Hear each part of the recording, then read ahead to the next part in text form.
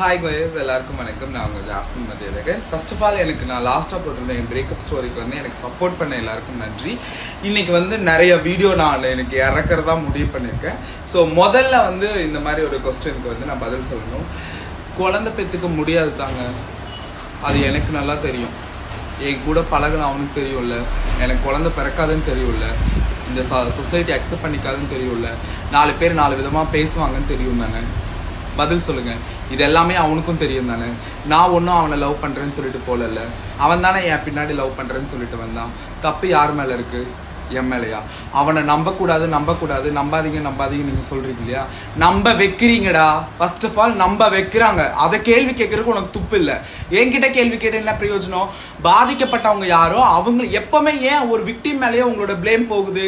ஒரு ரேப் பண்ற பொண்ணு இருந்துச்சுன்னா அந்த பொண்ணு மேலதான் தப்பா இருக்கும், அந்த பொண்ணோட ட்ரெஸ் கூட சொல்லி அந்த பொண்ணை அக்யூஸ் பண்ண ஆரம்பிச்சிருது. என்ன லவ் பண்ணி ஒருத்தன் ஏமாத்துறான் அப்படின்னு சொன்னா நான் லவ் பண்ணது தப்பா?